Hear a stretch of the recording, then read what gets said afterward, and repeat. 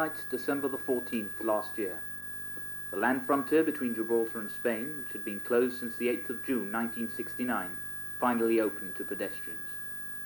At the frontier, large crowds had gathered on both sides of the fence to witness this historic occasion, the beginning of the lifting of restrictions imposed by General Franco. The mood was festive as relatives who lived on separate sides of the fence and who hadn't seen each other for a long time met and embraced. 230 people came into Gibraltar in the first hour after the opening, and a considerable number also went into Spain. There were no ugly scenes to spoil the joy as people celebrated the end of an era, the beginning of a new, hopefully better one. The decision to open the frontier to pedestrians was made scarcely 2 weeks before then, for what the Spanish government called humanitarian reasons. Certain limitations were imposed by the Spaniards, however, on the sort of people who would be allowed through and in what they could take with them. The reason for this, according to Spanish Prime Minister Felipe González, was to protect the economy of the Campo area and that of Ceuta and Melilla. But in effect, the partial opening fell short of what everyone in Gibraltar was expecting and hoping for. It was to mark the beginning of a change of lifestyle for almost every Gibraltarian, restricted as he was for most of the previous 14 years to living in 2.5 square miles. Gibraltar was caught unprepared. No one was really sure what effect the partial opening, which was announced at such short notice, would have on the economy. The Minister for Economic Development and Trade, Mr. Adolfo Canepa, a fortnight after the event said the restricted opening was likely to have had some adverse effect on the economy, but he spoke of the need to wait for a pattern to be established, by which time the government would decide on the measures to be taken to protect Gibraltar's economy. One of the first areas to be affected was the local fruit and vegetables trade. Barely a week after the opening, the main importer of fruit and vegetables in Gibraltar, Gibraltar, brought down the price of some of its produce by substantial amounts. The firm's spokesman said at the time that the shops associated with the company, together with Gibraltar's buyers, were all willing to cooperate to help compete with the new market. He pointed out that the fact that people could now buy from another source made the suppliers willing to help cut costs. This prompted a comment from the Consumer Protection Department, which said Gibraltar had been at the mercy of the exporters of fruit and vegetables in the past. The government, however, said it was satisfied that in the past the public on the Rock had been paying fair prices because of the peculiarities of the Gibraltar market. Yet, why do large numbers of people go to Spain for their fruit and vegetables? Because it's cheaper than in Gibraltar. How much cheaper? How much? 6 pounds, 6 kilos for potatoes. There is 50 pesetas. And here is 1 pound 13 pence. And That's why. And what about quality? Quality is lovely. No. It's cheaper. What about quality? A lot better. A lot better. Well, it's obvious, cheaper. But what about quality? Is the quality better, worse, or the same? More or less the same. Because it's more cheaper than in Gibraltar. How much cheaper? Well, half price, nearly. And what can you tell me about the quality? It's better too. I think it's much better, Spanish vegetable, than the Moroccan ones. Because they're nicer than the ones you can get in Gibraltar. What about prices? Or cheaper. And is the quality much, much better? Mostly. Because it's cheaper What and ab- better. Quality? They're cheaper. Claro. Very much cheaper? Oh, ¿dónde va? Better quality than the Arab stuff. Because it's cheaper. What about the quality? Have you noticed a big difference in quality? Potatoes aren't very good You mean in Gibraltar or in Spain? in Spain. I bought the vegetable in Spain because it's very cheaper than in Gibraltar. How much cheaper? A lot cheaper? Of course, nearly 100% cheaper than in Gibraltar. Nearly 100%? Of course, and I'm a Gibraltarian, and I'm born in Gibraltar. And what about quality? Is the quality much The better? quality is better. They used to come from Morocco. Yeah. Better quality. Well, they are cheap, fresh. I can't complain about Gibraltar either. A bit expensive. I think it's better quality, And what about price? cheaper, much cheaper, How much cheaper? about half, at least half. They're good, they're very fresh. The fresher. Yeah. And what about quality and price? A lot better, I think they are. Are they much cheaper than what you can find in Gibraltar? Not a great deal cheaper, but they are better, you see. You're throwing less away. The switch to buying fruit and vegetables in Spain was to have quite an effect on the local company Gibraltar. Its managing director, Mr. Soysa, claims the company has this year sold 30% less fruit and vegetables than in the same period last year. Reasons for this are many, he said. Not least among them is the strength of the pound against the peseta, which has hampered local efforts to be competitive. Mr. Soysa also feels that people in general are buying less fruit and vegetables than they used to. He attributes this to large numbers eating regularly once or twice a week at restaurants on the Spanish mainland. And then, to top it all, there's the fact that many prefer to get their vegetables in Spain. A positive point for the local consumer, however, is that the quality of the produce available in Gibraltar has improved, and to quite an extent. Mr. Soysa explained that competition had made standards rise. This has been notable particularly in produce from Morocco, which accounts for 40% of the fruit and vegetables Gib-Maroc imports. Moroccan suppliers, says Mr. Soysa, are now working a more efficient system, which means the produce arrives in Gibraltar sooner and hence the quality is better. He says the Moroccan dirham was also devalued recently, and this too has helped. But despite the improvement in quality, the sales have dropped. Gib-Maroc some 4 months ago started importing potted plants from Holland in an effort to make up the profits it is losing on the fruit and vegetables. Also badly hit by the opening was the local bread industry. In early February, the 3 local bakeries reported a drop in the local sale of bread of between 5 and 15%. This led to certain cuts in production. Some shifts were shortened and others were taken off altogether. The situation prompted government to impose some measures to protect the industry. Personal imports of bread have been restricted as from then to 1 kilo of bread per passport holder on each occasion he enters Gibraltar. A spokesman for one of the bakeries has said, however, that this limit on bread importation was in fact introduced in April last year, that is, before the partial opening of the frontier. He said, though, that it only seemed to have been enforced as from February. The spokesman would not comment on whether the government measure had helped the local industry make up the drop in sales since the partial opening. He insisted that the opening had affected the trade and was still affecting it.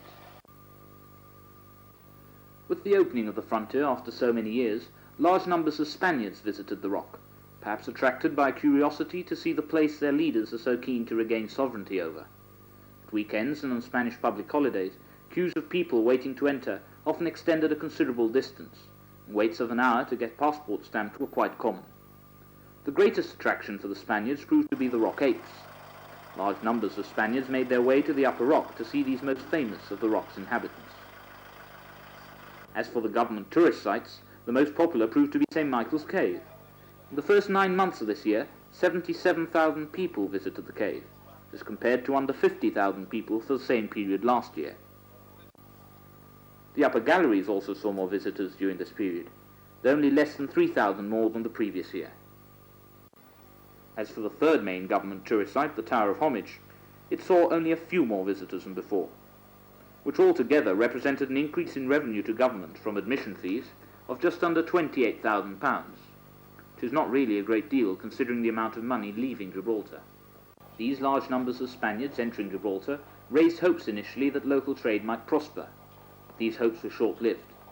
The Spanish customs' strict enforcement of the rules governing what could be taken into Spain discouraged Spaniards from buying everything but the smallest items. Initially there were sales of small electronic games and cheap watches, lighters and pens, but even with these items the Spaniards found Gibraltar generally too expensive. Many told local traders that they had expected Gibraltar to be a duty-free zone like Ceuta and Melilla, and considering the strength of the pound against the peseta, it was far from this. With anxiety growing, particularly within the private sector, of the effect on the economy of the amount of money Gibraltarians were spending in Spain as compared to how much was coming in, the Chamber of Commerce carried out a survey among its members in mid-February to see how the partial opening of the frontier was affecting local trade. Of the 106 traders that took part in this survey, only 11 registered an increase in trade. All the others said that sales were down, local customers were buying less, and that Spanish tourists found prices here expensive and were not buying. Some traders also said that if these trends continued, they might have to make cuts in staff. But it was not all bad. 50% of those traders dealing in manufactured confectionery reported an increase in sales. Those dealing in financial services, notably the sale of pesetas, reported extra activity also. The dealers in small items also saw their sales in these lines rise by up to 10%. The general picture, however, was far from rosy, and the traders had their own suggestions on what could be done to improve the situation. 30% of those questioned wanted full customs reciprocity, 25% wanted government to bring down rents and municipal charges, and 27% favoured a lowering of duties to make prices here competitive. Now, almost a year after the opening, the situation for local trade hasn't improved much. Traders in small electronic goods claim that after the initial boom in the sale of these items, their popularity has waned. They say the Spaniards are now scared of buying anything at all, even the small items. The situation has been made worse, they say, because the bottom has also fallen out of the local markets, particularly in electronic goods. According to one trader, Gibraltarians are now spending their money elsewhere, not locally, on luxuries such as second television sets or extra videotape recorders.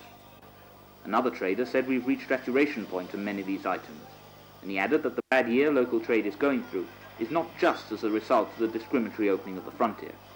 Another factor, he said, was the instability caused by the question mark over the whole future of the dockyard, which he claimed made some Gibraltarians more reluctant to part with their money. Many of the traders also complained of being affected by the Moroccan government's £50 departure tax. Fridays used to see Main Street full of Moroccan day trippers, but the imposition of this tax put paid to it. On the whole, almost every trader I spoke to felt it was hard for Gibraltar to be competitive, though they all said they were keen to attract any customers they could, even if they paid in pesetas. The President of the Chamber of Commerce, Mr. Wilfred Garcia, explained just how hard local trade has been hit by the partial opening of the frontier. Everybody knows that it's been affected to a very large extent. We have had figures from the banks in Gibraltar which have been monitoring the situation, and the decrease as a result of the partial opening of the frontier has been that there have been in the order of 15%, in some cases more, in some cases less. But it has been a marked decrease. There are signs that this decrease is levelling off, but one could not call that an improvement. Are there lots of redundancies as well? Well, there must have been. As far as we can see, there have been redundancies. Companies and firms are trimming down their operations. And of course, in a great number of cases, these redundancies will have been young schoolgirls and so on. So the effect wouldn't have been as marked as it might have been in the case of married men and so on. It's been said that trade needs to become more competitive in Gibraltar, but they claim that there are very high overheads and other costs. What could be done to remedy this? Well, yes, we have heard government on more than one occasion say that prices should come down. Well, of course, they must come down, but they cannot come down if government charges themselves don't come down. I mean, rates don't appear to come down, electricity charges are going up, wages are going up, and we cannot bring down costs under that kind of situation. But, of course, we're eager to become competitive, as we must if we are going to attract tourists and shoppers from the other side of the frontier, even if they cannot take anything back. But in the areas where they can take things back, then we must become more competitive. And if one is to take the restaurant and bar trade, where they've been particularly badly hit, well, there is no sign there that government is doing anything to alleviate the high charges. So one cannot understand their comments that prices must come down. You said before that it's levelling out now, the losses in the sales and that. But can you see any way of improving it, bringing it back to their previous levels, perhaps? Well, it appears to be levelling out. It's still going down, but it's not going down as steeply as it was before. Well, the solution was 10 months ago, when the opening of the frontier should not have been allowed on that discriminatory basis, but that's behind us now. The Chamber held meetings with its associations some time back during the year, and the consensus then was that the answer was not to stop goods coming into Gibraltar in the hope that we could make the whole thing flow both ways. This has not happened. Government, and we have met government on a great number of occasions, something like 15 occasions since the opening of the border, to try and see if there were any answers. And frankly, they are in a very difficult position. At least they tell us this, and we believe them. It's very difficult to bring import duties down if your revenues are coming down at the same time. And it appears that there is precious little that they think that they can do. But we feel that there are certain areas where an improvement can be made, and the point has been already very ably made by Mr. Sol Saruya, who said that advertising should have taken place in the Costa del Sol, if not under the auspices of the Gibraltar government, in some other form, to try and attract tourism. We feel that there is a great deal to be done yet in the tourist sector. The tourist office doesn't appear to be getting terribly involved down at the actual frontier in the greeting of tourists, in the facilities and amenities that are given to tourists as they come in, and so on. There are lots of areas where improvements can be made. As far as the Chamber is concerned, and if I can answer you that way, we are commissioning this report, which is going to be done by the Economist Intelligence Unit. And although there have been numerous reports printed in the past, and a lot of them have just been left to gather dust on the shelves, we hope that this is going to be a basis for a future economic strategy for Gibraltar. In other words, what we have been telling government in the past, which was to diversify and not to concentrate on the dockyard economy and the Ministry of Defence economy, which has not happened, well, obviously that will be one of the highlights of the report. But more than that, I think it will chart a course for the economy, and in particular, with particular reference to trade and tourism. The effects of the opening, however, have not all been negative. The average Gibraltarian, after spending most of the last 14 years in the Rock, has been able to spread his wings, not just once in the year on a long holiday, but at regular intervals. Local banks and bureaux de change have also had a very busy time. From the frontier opening in December last year and up till the end of August this year, the sale of pesetas reached the £4 million mark. This represents an average of just under £10 per person crossing the frontier. Before the border opened, it was only possible to buy pesetas from Mondays to Fridays, but there now exists bureaux de change where the same facility is offered 7 days a week, and there's no shortage of people to make use of this new facility. A sector of the trading community which has been kept very busy since the partial opening of the frontier are the travel agents. For them, business this year has had a totally different flavour to that of previous years. Some of them explained in what way.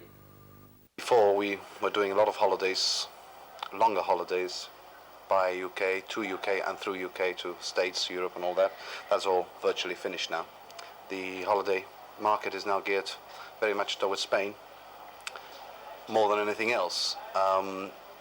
We as travel agents have had to make a radical change in our outlook towards selling holidays, in the sense that we're selling smaller stuff, more of the smaller stuff, but I can tell you that is no way anywhere near the sales that we were doing before. So our business has dropped, although we're working much harder for what we're doing at the time, for the time being. Are more people going on holiday?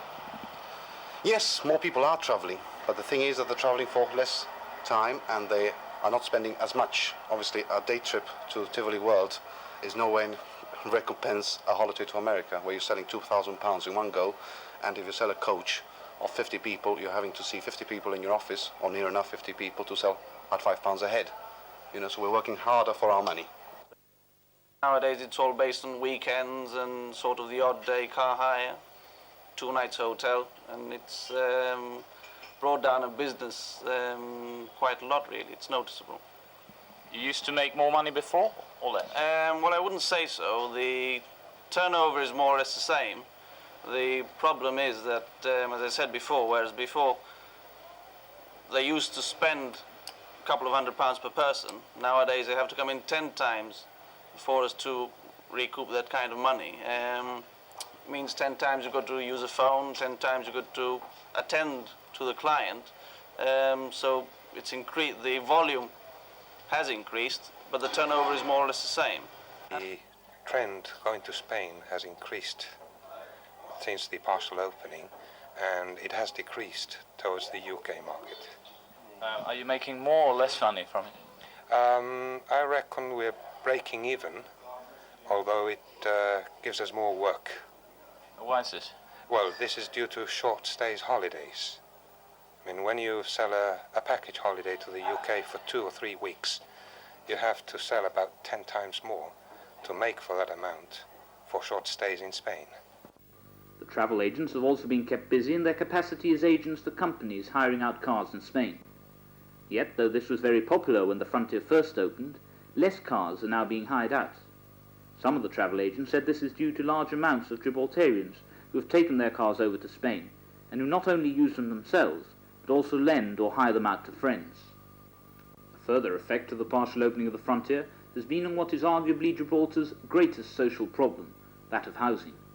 Some, mainly young couples, frustrated at the impossibility of renting a flat in Gibraltar, and at the unlikelihood of being able to do so in the foreseeable future, have started renting flats in Spain. These people come to work in Gibraltar daily, normally dine at a relative's home, and return to Spain for the night. The numbers who do this are still quite small. but they are growing. Those I spoke to were not pleased with having to go back and forth every day in this way, come rain or shine, but they feel it's the only way they can achieve a privacy, which is hard if not impossible to achieve when living with in-laws. More worrying for the local economy, however, are the larger numbers of people investing quite heavily in buying houses in Spain. Several local estate agents now sell properties in Spain, and many of the buyers don't use their houses all the year round, but just keep them mainly for the summer months. Just 10 days ago, the Mons Calpe, Bland Group's mini-liner, suspended its trips to Tangier for the winter months. The ferry was very much a part of Gibraltar's everyday life for a good many years. Bland's chairman, Mr. Joe Gagero, explained how the opening of the frontier had affected his group of companies. I think it has to be understood first that for the last 18 years we've been doing our very best to overcome the restrictions imposed by the first measures that were introduced since 1964. The two pillars of the local communications, the Mons Calpe and the locally based Viscount aircraft Gibraltar, have had to sustain enormous difficulties over these 18 years. The Mons Calpe was designed primarily to carry cars and the transit traffic from Spain to Morocco and vice versa. And the Viscount, we had always hoped that we would be able to develop new routes into Spain and Portugal, but these have been withheld from us because of the political problems. In the last few years also, we've had to, with the very substantially contracted turnover, take on board very much higher costs caused through the increase in fuel prices and the parity of wages, so that we were already sustaining very big problems in the period leading up to the partial opening of the frontier in December. Since then, traffic has fallen across the straits some 15% as against the previous year. And one cannot just take that in isolation, because the yields have also been falling because the rate of exchange of the dirham has dropped, and also in order to attract what little trade from a smaller market, we've had to go out to offer much greater group discounts. Now, as far as Gibraltar is concerned, I think it must be appreciated that the market we had here in Gibraltar, now that it can go directly into Spain, not only the local population, but the service families, and even people from the UK who are out here on holidays are able to find their way into Spain, and that this has taken a very big chunk out of our available market of a slightly higher yield, because they are paid in pounds as opposed to dirhams. So that the effect on the opening of the frontier is very severe indeed. We would have been hoping this year with the rest of the world coming out of recession to some extent, to have started seeing a growth rather than a decline. Our main aim now is to try and bring the Mons Calpe back into service at the start of the next year's season. The objective is to start operating just before Easter, on Maundy Thursday or Good Friday. And clearly, as we announced in the press, what we're having been forced to take is corrective action through not only the frontier opening, but other events that have occurred in the last year. Overall, then, the partial opening appears to have hit, and is still hitting, the economy hard. An optimistic note is that the banks confirm that people are saving more money, surely a reflection of the unsure future caused by the uncertainty over the dockyard and Gibraltar's increasing economic problems. Government sources say that consumer consumption generally is falling, trade turnover continues to drop, and that everything points to falling government revenues and a rising level of arrears. Even the large numbers of Spaniards who visited Gibraltar since the partial opening have done nothing to help even the hotel trade. Up to July, tourists booking in at hotels were down by 15%, which is a further sharp decline in a sector that is struggling. And so, nearly a year after the partial opening of the frontier, life in Gibraltar has changed considerably. The public in general has been going and is going to Spain, and beyond doubt a lot of money is being spent outside Gibraltar without anything like as much coming in. It must follow that the economy is being harmed by this, and to what extent may well become much clearer once the dockyard closes and that regular source of income is removed. In the meantime, despite appeals by government to control spending in Spain as a matter of patriotism, the ordinary man in the street, whose standard of living has in fact risen since goods in Spain are cheaper, on the whole disregards the advice. Then what does the future hold? The Lisbon Agreement? A fully open border and a tourist boom? Or a dragging out of the present situation and a steady decline of the economy? No one really knows the answer, but in the meantime, life in Gibraltar goes on.